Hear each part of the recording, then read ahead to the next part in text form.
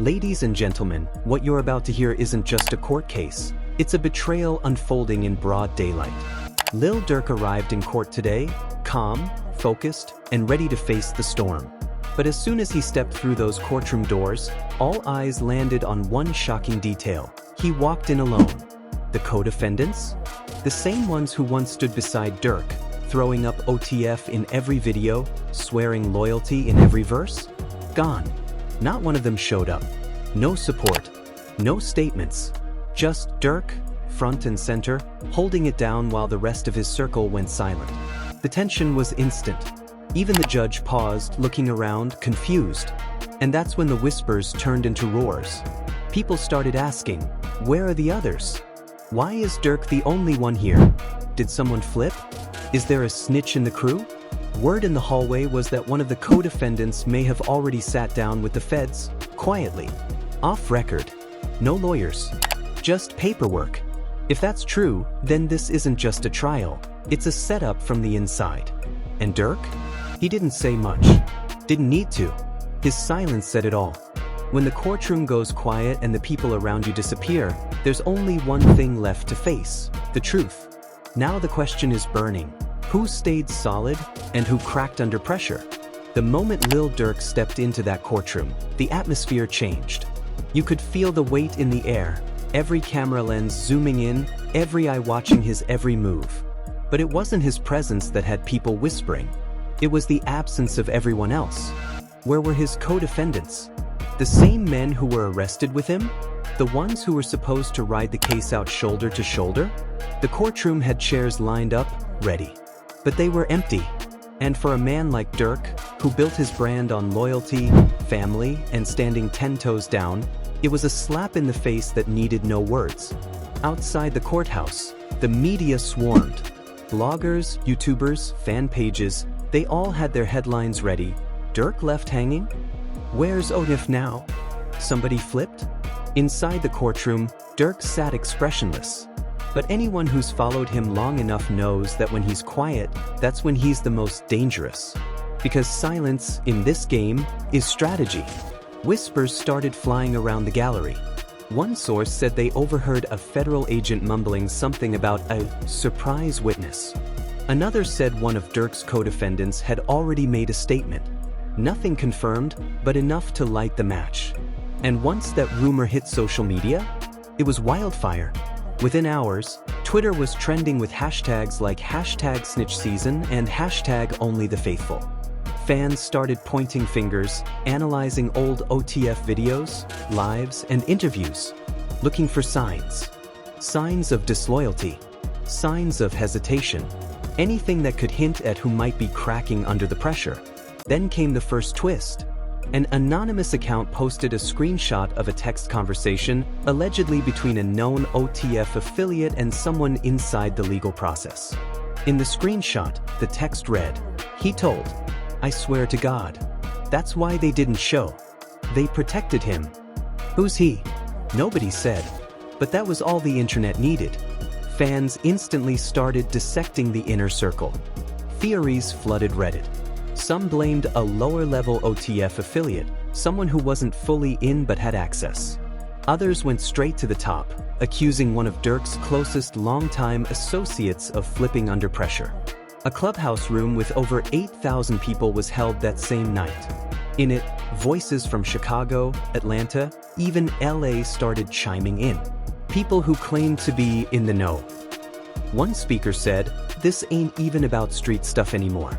This is chess. The Fed's been building this case for 2 years. They ain't even need Durk. They needed his crew to eat each other alive."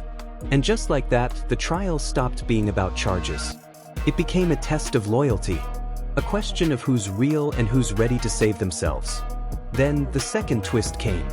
One of Durk's former friends, Mello, someone who hasn't been seen publicly with the crew in over a year, went live on Instagram. No names, no direct shots, but his words were chilling. "I told bro a year ago. I said, you got too many yes men and too many scared ones around you. This what happen when you feed snakes and think they family."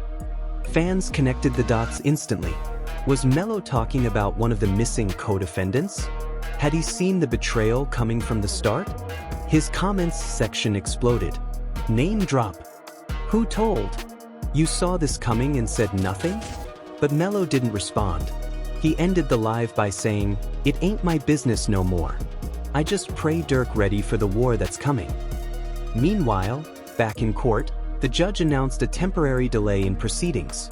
Officially, it was to allow the defense time to review newly submitted evidence. But according to someone who was sitting in the courtroom, Durk's lawyers looked visibly shaken. Something changed. And whatever it was, Durk didn't flinch. Another day passed. Then another. Then, out of nowhere, a third twist. A leaked audio clip dropped online. Muffled. Only 25 seconds. But the voice was allegedly one of the missing co-defendants, Dre, a name fans instantly recognized from multiple OTF videos. In the clip, you hear, "I'm not going down for nobody. I got a daughter, bro. I already said what I said." That was all the internet needed. Within minutes, TikTokers were stitching together old footage of Dre in the studio with Durk, sharing meals with the crew, hyping him up in interviews. The betrayal? It cut deep. This wasn't an op. This was someone who had been eating off the same plate. The streets responded with rage. Videos surfaced of murals getting painted over. Durk's fans went into defense mode. He's solid. He stood up. Y'all trying to break him, but he built for this. Even DJ Academics weighed in on his livestream, saying, "I've never seen Durk look so alone. And I've been covering him for years. This feels like the final chapter. And I don't know if he's walking out clean or broken." But even with all this going on, Durk still hadn't spoken publicly. No tweets, no lives, no Instagram story. Just a single black and white photo posted with the caption, "Silence shows who's scared." Then, the next morning, another post, this time from someone unexpected. King Von's sister, Kayla B, dropped a tweet that sent shockwaves. "Y'all really gone act like this man ain't get left? All that loyalty talk and now he in court by himself? Funny how quiet it gets when it's real." People were stunned. Was she confirming the betrayal? Was she calling out OTF? Or was this personal? Whatever it was, the internet lost it. Some fans took her side. Others called her out for speaking during an open case. But one thing was clear, Durk wasn't just dealing with legal drama, his whole world was shaking. More rumors began to surface. Some said the feds were offering reduced sentences to anyone who cooperated. Others claimed Durk's name was mentioned on a sealed wiretap tied to a name that had been on stage with Durk just last year. A name he called family in interviews. A name that now might be the reason Durk is standing alone. And just like that, the question changed from, is there a snitch? To, how many? Because if one flipped, maybe two did. Maybe more. Maybe this entire trial is just the surface, and the real damage is happening behind the scenes.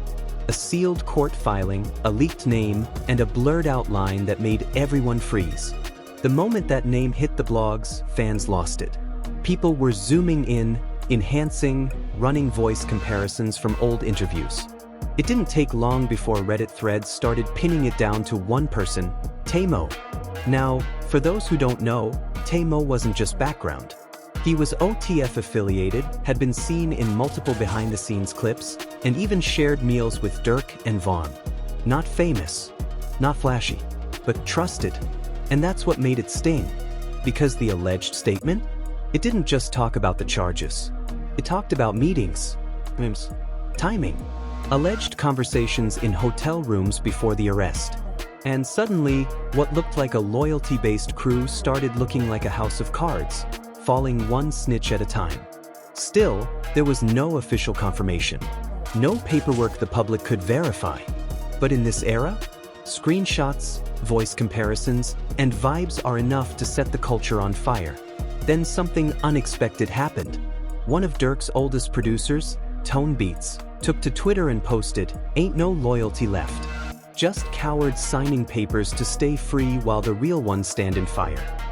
The timing was too perfect. And the fans? They ate it up. He talking about Mo. This means it's true. If even the producer's speaking, it's deeper than we thought. But what really got people's attention was what happened the next day. Durk's legal team filed a motion, a request to separate his trial from that of the remaining co-defendants. Why does that matter? Because when you separate your case from the others, it means only one thing. You're distancing yourself from their actions, their statements, their cooperation. It was a clear move, one that said, "I'm not part of what they're doing." The courtroom heard it loud and clear, and so did the streets. One Chicago blog posted, "Durk just told the world, if you flipped, I don't stand with you." And the comments? Explosive. Durk moving like a boss. He done carrying dead weight. This is a solo mission now. Meanwhile, behind the scenes, a different kind of tension was building. Von's cousin, a quiet figure who had stayed low since Von's death, finally broke his silence. In a voice note that got leaked from a private group chat, he said, "When Von was alive, he kept saying something felt off. Too many eyes watching. Too many mouths running. It ain't just one rat in the room. It's a nest." That voice note alone got thousands of reposts. It painted a picture of a circle that had already been cracking before Von passed, and now, in the heat of this legal battle, it was fully collapsing. And then came another twist. A third co-defendant, whose name hadn't even been public before, suddenly had his bail hearing cancelled. No reason given. No explanation. But sources inside the court said it had to do with cooperative status. Fans immediately jumped to conclusions. Another one flipped. Some even said this wasn't the case anymore. It was a full-blown takedown from the inside. Durk, for his part, still hadn't spoken publicly. But then he made a move that said everything without saying a word. He unfollowed everyone on Instagram except one person, King Von's mom. Fans went crazy. People started making TikToks speculating what it meant. Was it a loyalty nod? A silent middle finger to the crew that folded? A message to the world that only a few people truly stayed real? Whatever the meaning was, it was loud. And then, another bombshell dropped. A voice recording surfaced, this time from what sounded like a federal holding center. The quality was rough, but you could make out the words. "I ain't had a choice. They was gonna bring my girl into it. Said they'd charge her too. I only gave them what they already knew." The voice was allegedly Tay Mo's. Whether real or fake, the damage was done. Fans were divided. He snitched to save his girl? That's weak. Man, they always break when family involved. Durk can't trust nobody. And that's when things turned even darker. Reports surfaced that Durk's team had received anonymous threats. DMs, phone calls, even one unmarked letter sent to his lawyer's office. The letter allegedly read, "He talk, he walk. He stay silent, he burns." This wasn't just legal pressure now. This was street-level tension. The kind that doesn't get documented, but always leaves a body count. Despite all this, Durk made his first public appearance since the trial began. A quick stop at a charity event in Atlanta. No media interviews. Just a black hoodie, no jewelry, and a face that said it all. He's in survival mode. And even then, fans noticed something strange. Standing next to him weren't his usual crew members. It was new faces, different energy. And that's when people realized he's rebuilding, quietly but intentionally. Then the internet did what it always does, it dug deeper. Old tweets from Mo surfaced from 2 years ago. Random at the time. But now, they hit differently. One read, "Ain't no point being loyal if loyalty gets you dead." Another, "Sometimes silence is survival." They were overlooked back then. But now, fans saw them as signs. Like he'd been planning the flip all along. And that's when Von's mom posted something that brought the entire internet to a stop. On her Instagram story, she wrote, "They didn't just betray Durk. They betrayed my son's vision. Y'all let fear erase everything Von stood for." Her words carried weight. This wasn't a label. This wasn't a business move. This was family pain. And that's when fans started asking a much bigger question. Was all of this already in motion before Von was gone? Did he feel it? Did he know his circle was cracking? One fan theory even claimed that Von's last days were filled with tension because he was planning to distance himself from certain people. That maybe, just maybe, the betrayal started before the courtroom. before the arrests, before the headlines. And now, Durk was living through the fallout. The label OTF went quiet. Social media managers stopped posting. Merch pages were taken down for maintenance. And multiple artists affiliated with the label quietly removed OTF from their bios. That move said it all. This wasn't just a case of a few weak links flipping. This was a fracture in the foundation of everything Durk built. And then, another post came from Durk. A simple story slide. No caption. Just a photo of an open Bible and the quote, "A man's enemies will be the members of his own household." Matthew 10 verse 36. That's when you knew it. This wasn't about ops anymore. It wasn't about court dates or lawyers. It was about the people he trusted most. The ones who called him bro, the ones who stood on stage beside him, the ones who swore they'd never fold. And now, they're gone. And the streets are talking, but the feds? They're dead quiet. And that's when you know it's real. When the investigators stop making noise, it's not because they're backing off. It's because they're loading up the next strike. Sources close to the case say that there's a third tape, one that hasn't been made public yet, one that allegedly names 2 more individuals connected to the case, and possibly even someone still inside OTF. And if that's true, this ain't just a betrayal. This is a full-blown implosion from the inside. In a blog post that surfaced over the weekend, a well-known Chicago rap journalist claimed he'd seen part of the third tape. He described it as damaging beyond belief and said it's the reason why Durk's legal team pushed for trial separation. But that's not all. He also said the voice on the tape? It wasn't just a co-defendant. It was someone Durk used to call Little Bro. Now you tell me, how deep does this go? Because if Durk's inner circle is collapsing, and if more names are being attached to federal cooperation, then this trial is no longer about proving innocence. It's about protecting what's left. Meanwhile, fans are watching every move. People are digging up old interviews, watching old studio videos frame by frame. In one now viral clip from 2021, Durk is asked, "Who's your closest friend in the industry?" He pauses, smirks, then says, "I don't got no friends, just people who want something."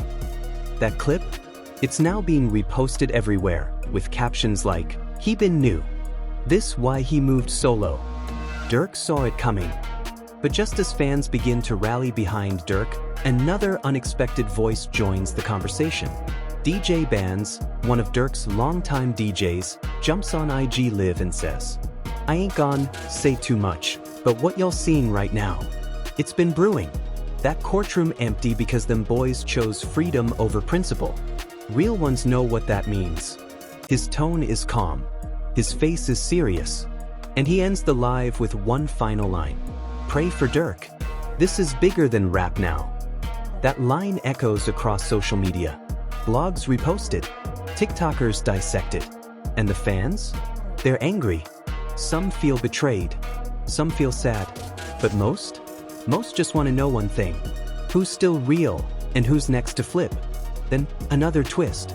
A well-known YouTube blogger drops a new video titled, "Inside the Setup, the secret OTF group chat that changed everything." In it, they claim to have leaked messages from an OTF group chat from 3 months before the trial. Screenshots show arguments, paranoia, even accusations. One message, allegedly from one of the co-defendants, reads, "Bro moving funny. He say he gone, take the heat, but then he asking questions like he recording." Another says, "If I go down, I ain't going alone." Now, whether these are real or not, they've already gone viral. And for Durk, the damage is done. Because now the world isn't just watching a legal case. They're watching a friendship disintegrate in real time. Then came something nobody expected, a visit from Vaughn's mom to the courthouse. She didn't speak. She didn't wave at the cameras. But she sat in the back of that courtroom for over an hour. Silent, focused. And when she left, she looked like she already knew what was happening. Later that night, she posted on her story, "Vaughn died with secrets. I wish he had more time to speak his truth. But now, the silence is breaking." That hit hard, because now people are connecting even deeper dots. Some believe this case isn't just about the current charges. They believe it's connected to Vaughn's death, to old beef, to moves that were made years ago that are just now showing consequences. They're calling it a domino effect. One betrayal triggered another. One silence covered another crime. And now, the truth is leaking out, one person at a time. Meanwhile, Durk is still silent, still focused, still showing up to court alone, still carrying the weight of everything on his shoulders. But his latest move shook everyone. Just hours after court adjourned for the day, Durk posted a 10-second video. Black background. His voice. One sentence. I was loyal to people who were never built to hold it down. And that was the final nail. Because now there's no doubt, he knows who flipped. He knows who ran to the feds. He knows who made the deal. He knows who left him out to dry. But instead of clapping back in interviews, he's doing what real ones do. He's moving in silence. And fans are respecting it. Under his post, the comments are filled with, "Stand tall, twin. Keep your head up, we got you." The real ones don't fold. But there's also fear. Because if more names drop, and if this third tape really does exist, Durk could be caught in a legal war that doesn't care about loyalty, it only cares about who's easiest to break. Some say he should take a deal.